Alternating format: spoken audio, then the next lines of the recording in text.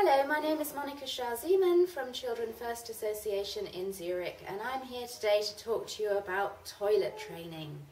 What an unglamorous subject! Who wants to know about it? Well, if you're a parent who's got a very young baby or a child in nappies and you want to think of a day when you won't have to change nappies anymore, then now is the right time for you to think about it. And I'm going to give you my top 10 tips for toilet training your preschool child.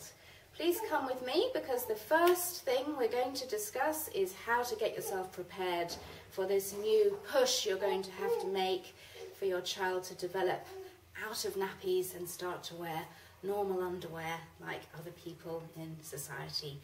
We are going to go and see how we set up our physical situation in the bathroom, but also you need to think about the psychological dimension. Is it a good time for you to make this push? Will you have the energy? Is it the time when you'll be able to really devote some extra effort to get your child onto this next stage? So if you've given that some thought, your next stage is, what do I need in order to do this? Okay, so the first thing to look at in your bathroom is, how is your child physically going to get onto the toilet? Is it too high for them? Do they need a step? Is the seat hole too big for them? Are they going to feel unsafe and insecure? Because if they're feeling that way, they're never going to want to relax enough to go to the toilet on your toilet. We have a special seat here for young children so that makes it the right size for them to get the support they need.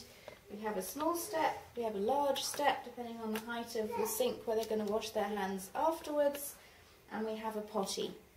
Yeah, a potty in British English is the pot. It's this small plastic, easy to clean, easy to disinfect receptacle where the child can go to the toilet and still stay on both feet on the floor, stand up afterwards, and learn how to clean themselves before they wash their hands. So once you've thought about your physical environment, the next thing to think about is, what is your child going to wear? How are they going to physically get their clothes off in order to be able to achieve this new task? You might want to buy some trousers that have elastic or expandable waistbands, easy to pull up, easy to push down. You might want to rethink wearing tights, because that's another layer for them to get off. You certainly should avoid dungarees, because those have tricky clasps and little children won't be able to manage those in a hurry. Just make everything simple and easy so that they can focus on the most important thing, which is how their body is working. Let's talk about that next. Alright, so the next thing to think about is, how does your child get prepared for the big start? Between 18 months and 30 months, most children are going to be ready to give toilet training a try. And the way that you can tell this is simply by observing them. When you observe that they are interested in the toilet, that they start to notice when they are expelling something into their nappy. Perhaps they might point to it, or you might see something, an expression past their face. You, as a sensitive carer, can observe that they are going to start to be interested in this soon. You can talk with them about how nice it would be if they were to not have to carry this heavy nappy around the whole time. You can spot if their digestion is very regular and they're going to do a poo at a certain time of day. You can be sure to put them on the potty at that time, or on the toilet, whichever you prefer.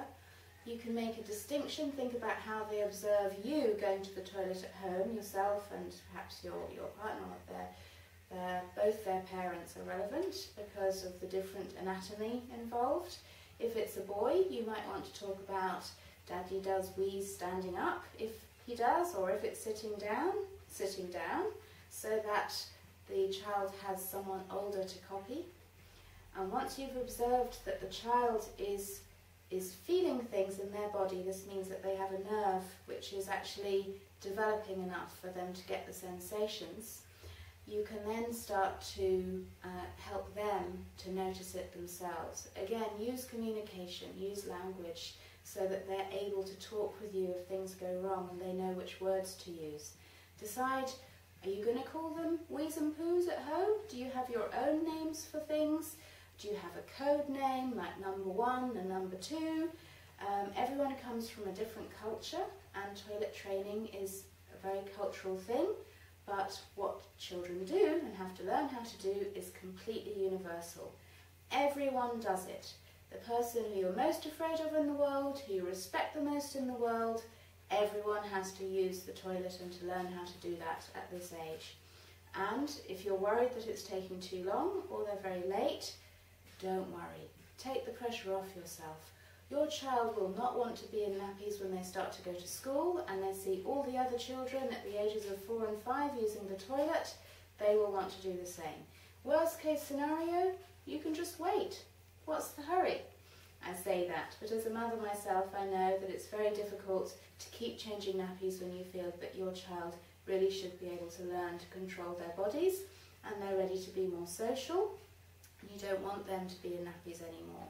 But try not to be too impatient. This is a process that takes a bit of time. You have to allow several months to get this process started and embedded into your family routine. Everything might change. You have to start timing your journeys so that you'll be able to get them to the toilet at the right time.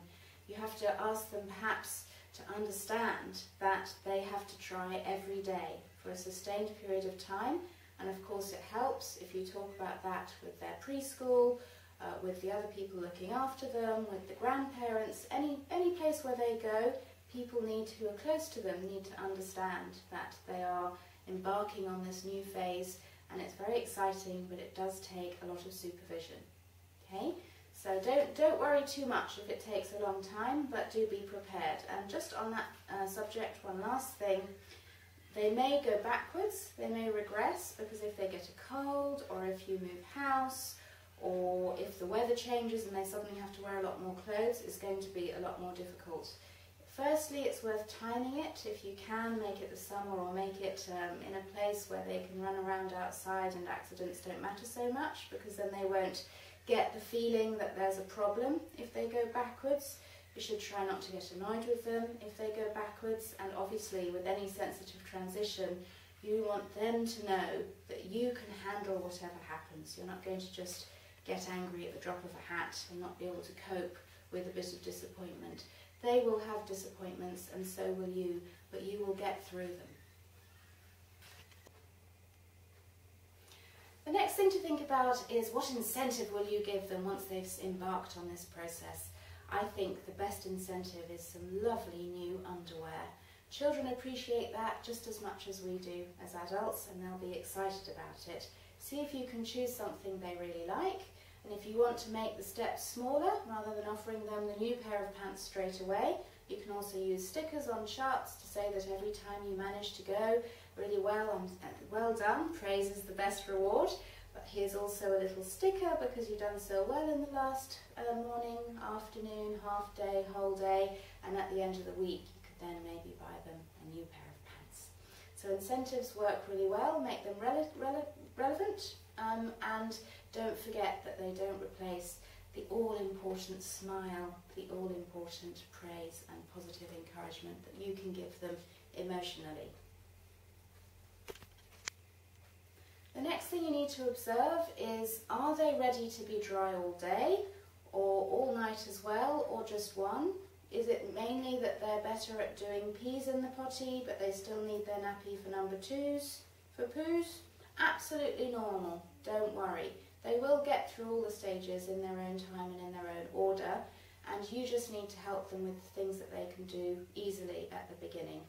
For most children, if you've got the summer and you've got space and exercise, they're able to digest their food, they're able to move around and use the space. This will help them to have a regular healthy diet, lots of fruit. Perhaps you can observe if they respond to dried fruit and things that have more roughage and more of an impact on their digestion system. You'll then be able to talk with them about the timing. You might say, okay, now we're going to do a wee on the potty, and oh, you could also do a poo. And then you can say to them eventually, I've noticed that, you don't really need a nappy at night because your nappies are dry first thing in the morning, so why don't we try letting you sleep without a nappy, and it doesn't matter if it goes wrong, but we can just see if you can get up in the morning and use the toilet instead of using your nappy.